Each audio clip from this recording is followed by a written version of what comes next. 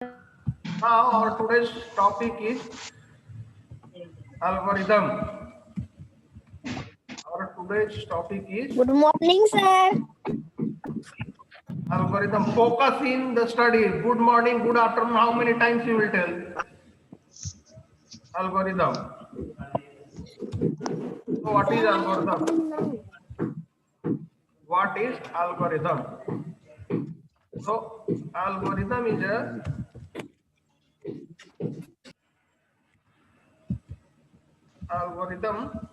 is a step by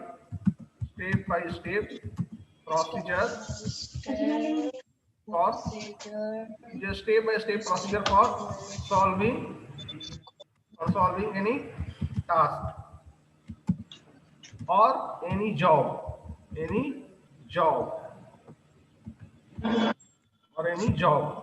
or any requirement.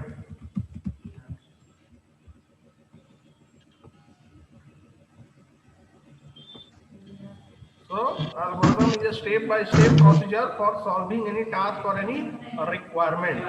इसका मतलब क्या हुआ? Try to understand this with the help of example. Now, suppose I want to set a school bag. Set a school bag. School bag हम set करना चाहते हैं. So this is one task. This is one task. ये हमारे पास task है. This one is one task. ये हमारा task है और इसी को हम बोल सकते हैं या job भी बोल सकते हैं या यही हमारा requirement है. ठीक है ना? So task job और requirement सेम ही होता है. ठीक है ना? So what is the task? Set a school bag. हमको एक स्कूल बैग सेट करना है. Set a school bag. Task is set a school bag.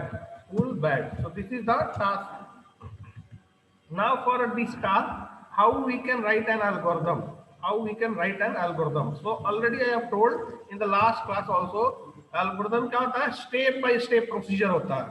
ठीक है ना? So first, what is the step is? First we will open the bag. Good morning, sir.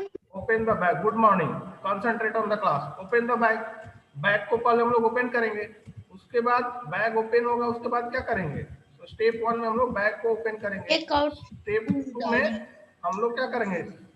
Bag से take out the diary from the bag. Bag से diary को हम लोग बाहर निकालेंगे. ठीक है. अब बैग से मैंने डायरी बाहर निकाल दिया. उसके बाद क्या करेंगे? चेक करेंगे. Then check the timetable in the diary. ये करेंगे ना. डायरी में हम अपना टाइम टेबल चेक करेंगे. स्टेप 4 में हम क्या करेंगे? अब हमारे पास डायरी से टाइम टेबल देख लिए. अब अकॉर्डिंगली हम क्या करेंगे? बुक सेल्फ में जाएंगे. बुक सेल्फ के पास जाएंगे. Go to your book shelf. ठीक है ना? बुक सेल्फ में जाने के बाद हम क्या करेंगे? डायरी से मुझे पता चल चुका है कि मेरे पास क्या है, किस सब्जेक्ट का मुझे कॉपी या बुक लेना है. So that take out the books and notebooks. ठीक है ना? कॉपी और बुक जो भी है वो ले लेंगे. After that what I will do? keep them in bag. उसके बाद हम इसको बैग में रख देंगे. then pack the bag or close the bag, whatever it is. close the bag और बैग को क्लोज कर देंगे. Now see here step number 1. अगर हम बैग ओपन कर दिए तो हमारा स्कूल बैग सेट नहीं हो गया. सो even though we have completed this step 1, our task is not completed. अगर स्टेप 2 में भी अगर हम गए, डायरी क्या है? Take the diary from the bag. Bag से अगर मैं डायरी निकालता हूं उसके बावजूद भी मेरा ये टास्क ये है, ये जॉब मेरे पास ये जॉब कंप्लीट नहीं हुआ. तो जॉब ये कंप्लीट करने के लिए these steps we need to follow, all these 7 steps we have to go through one by one, ठीक है ना, one by one all the 7 steps we have to follow, means follow, then only this job is completed, तभी जाके ये job complete हुआ। और इस job के लिए, ये जॉब बोले या टास्क सेम ही है, इस जॉब और टास्क और requirement, all the terminology is same. So in order to complete this job, we have to follow these steps. Okay, so these are the steps in order to complete this job. So this example is clear to everyone? Yes or no? Yes. Yes. Yes, sir. Yes. Okay. Yes, Now sir. the next one, next example. Yes, sir. Now see here, one more time everyone. My requirement is what? What is my requirement? My requirement is, see here everyone. So first मैंने क्या लिया? Step 1 में first number लिया, ठीक है ना। अगर कभी भी नंबर लेना हो तो उसको रीड ए लिखेंगे या इनपुट ए, कभी भी नंबर लेना रहेगा तो हम लोग लिखते हैं ऐसे रीड ए, या हम लोग ऐसे भी लिख सकते हैं इनपुट, इनपुट ए, कैपिटल में लिखे स्मॉल में लिखे उससे कोई यहाँ पे फर्क नहीं पड़ता, ठीक है ना। तो इनपुट ए भी लिख सकते हैं या रीड ए लिखे, ठीक है। तो बोथ आर अलाउड। तो first number we are able to take here first number, ऐसे ही सेकंड नंबर लिए, थर्ड नंबर लिए, फोर्थ नंबर लिए, फिफ्थ नंबर लिए। ये जो है स्टेप 1 में फर्स्ट टाइम मैंने ये लिया, सेकंड टाइम मैंने ये लिया, थर्ड टाइम ये लिया, फोर्थ टाइम डी लिया, फिफ्थ टाइम ई लिया। तो either you can write as read A or input A. You can also write read B or input B. So both is correct. ऐसे भी लिख सकते हैं इनपुट सी, यहाँ पर लिख सकते हैं इनपुट डी, ठीक है ना। और यहाँ पर हम लोग लिख सकते हैं इनपुट ई। अब देखिए हमारे पास 5 number A B C D इसी को लेके चलता है, अगर ऐसे लिखते हैं तो इसको लेके चलता है, ऐसे लेंगे तो ये लेके चलेंगे, कोई भी ले सकते हैं, ठीक है। अब 5 मेरे पास स्टेप, अब तक 5 इनपुट ले चुके हैं, 5 स्टेप परफॉर्म किए। अगला स्टेप में मेरे पास 5 नंबर जब आ गया तो हमको एवरेज कैलकुलेट करने के लिए पहले क्या कैलकुलेट करना होगा? सम। तो स्टेप नंबर 6 में मैं क्या कर रहा हूँ? Calculate the sum of A B C D E. ये 5 नंबर्स हैं, इन सारे नंबर्स का सम कैसे करेंगे? a plus B plus C plus D plus C. अब इसको मैं क्या किया, ये वैल्यू टोटल जो भी आया इसको एक सम में स्टोर कर लिया, ठीक है ना। इसको सम में स्टोर कर लिया। यहाँ पे कुछ भी लिख सकते हैं, जो यहाँ पे कोई जरूरी नहीं है कि सम ही है, यहाँ पे आप टोटल भी लिख सकते हैं, ठीक है ना। अब आपके पास सम आ चुका है 5 नंबर्स का, एवरेज कैलकुलेट करना है। तो अगले स्टेप में क्या करेंगे? Calculate the average, calculate the average. तो यहीं पे लिखे हैं दैट इज एवरेज। और यहाँ पे भी आप कुछ भी लिख सकते हैं, एवीजी लिख सकते हैं या एवीईआरएजी, कुछ भी यहाँ पे लिख सकते हैं। लेकिन क्या होगा, यहाँ पे मैं आपने इस टोटल को, ये जो टोटल है सम में डाला है, तो यहाँ पे भी जो यहाँ पे वेरिएबल जो भी ये लिखिएगा सेम वही यहाँ पे भी रहेगा, ठीक है ना। यहीं पे तो टोटल है, वही टोटल यहाँ पे यूज हो रहा है। अब एवरेज के लिए क्या होगा? टोटल डिवाइडेड बाई टोटल कितने नंबर्स है, तो टोटल 5 नंबर्स है, 5 इनपुट्स है, तो 5 से डिवाइड किए। अब आपके पास एवरेज कैलकुलेट कर लिए तो स्टॉप कर देंगे, ओके। यस और नो? 3 नंबर, तो see here average of 3 numbers के लिए मेरा रिक्वायरमेंट चेंज हो गया। रिक्वायरमेंट पहले क्या था? Average of 5 number. Now my job is, what is the job? Average of, I need the average of 3 number. 3 numbers का मुझे एवरेज चाहिए। तो this is my question, means job, I have given the job. तो step 1 में हम क्या करेंगे? Step 1 में इनपुट ए, स्टेप 2 में क्या करेंगे? इनपुट बी, स्टेप 3 में क्या करेंगे? Input C. तो why input C? Because only 3 numbers is required. Only 3 numbers is required. Already given average of 3 numbers. अब स्टेप 4 में क्या करेंगे? इनपुट C हो गया। स्टेप 3 में अब कैलकुलेट करेंगे, कैलकुलेट द सम।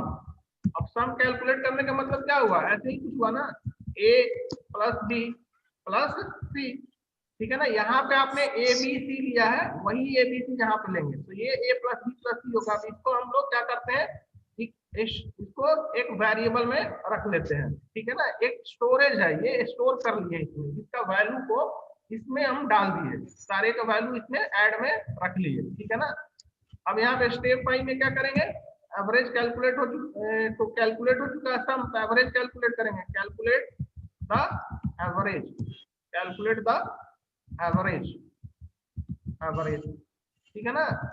तो एवरेज कैलकुलेट करने का मतलब क्या हुआ यहाँ पे, that is average is equal to, अब देखिए ये यहाँ पे जो ऐड लिखे है ना, यहाँ पे टोटल है A D D divided by 3 करेंगे, क्यों, क्योंकि यहाँ पे 3 इनपुट है, ए बी सी, 3 नंबर का हमको एवरेज चाहिए। So now I have divided by 3, earlier 5 numbers are there, so because of that I have divided by 6.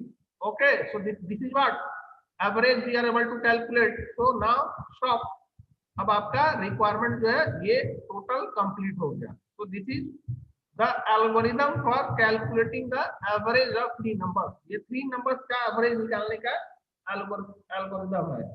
anyone have any doubt? No, sir. No, sir.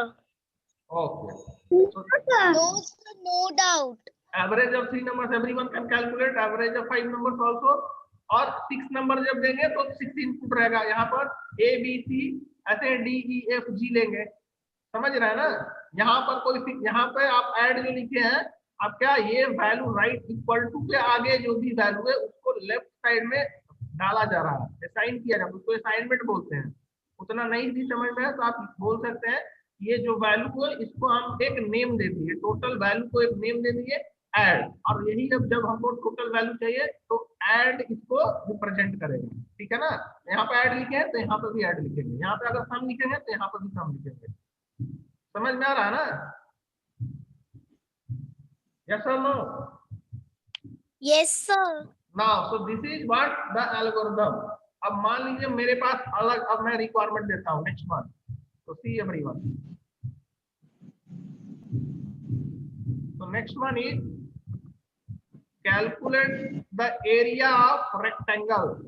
मेरा रिक्वायरमेंट अब change हो गया, next job मैं दे रहा हूँ calculate the area of, next task, this is task और job. What is the job? Job is calculate the area, calculate the area of, calculate the perimeter of rectangle,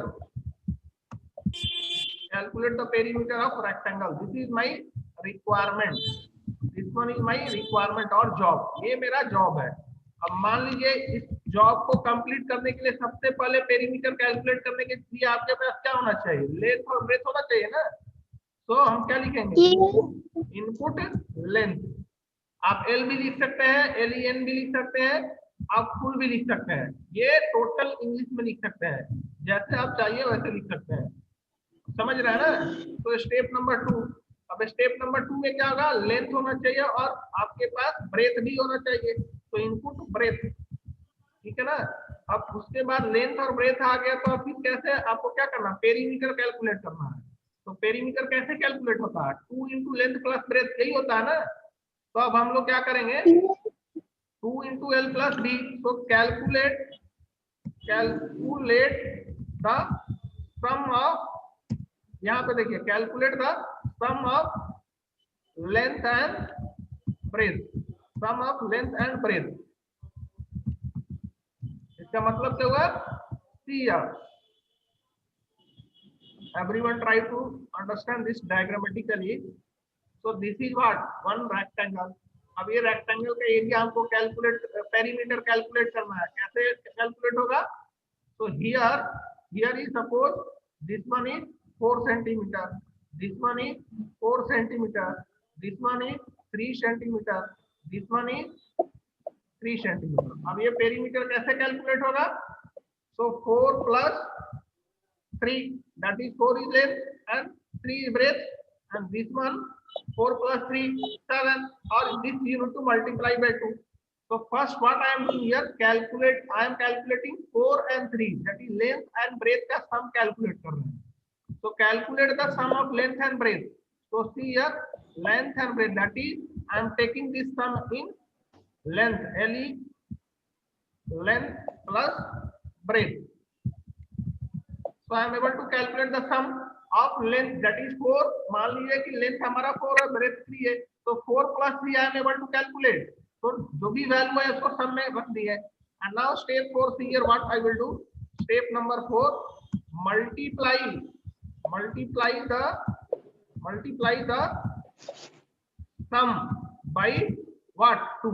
अब देखिए ये जो सम आया उसको 2 से मल्टीप्लाई कर देंगे, ठीक है ना. Multiply the sum by 2, multiply the sum by 2. Now here that is perimeter is equal to, तो सम को जब 2 से मल्टीप्लाई कर देंगे तो पेरीमीटर मेरा आ जाएगा ना. Perimeter is equal to 2 into sum. यहाँ पे जो सम है 2 into some. yes or no? Step 5 is we are able to calculate the perimeter. Step 5 में हम स्टॉप कर जाएंगे. समझ में आया कि नहीं everyone? yes or no? Yes. Yes, sir. Yes, sir. पहले मैंने लेंथ और ब्रेथ को यहाँ पे क्या किया, सम कर लिया और उसको मैंने 2 से मल्टीप्लाई कर दिया, तो पेरीमीटर निकल गया. और यहाँ पर मेरा रिक्वायरमेंट क्या था, perimeter of the rectangle calculate करना, तो पेरीमीटर निकल गया, स्टॉप हो जाएंगे. This point is clear up to here? Yes, sir. Yes, sir. So, Clear. bye everyone. Yes, Remaining things we will discuss in the next class. Bye everyone. Okay, sir. Next class है, Okay, sir. Class हो तो video of Yes, sir.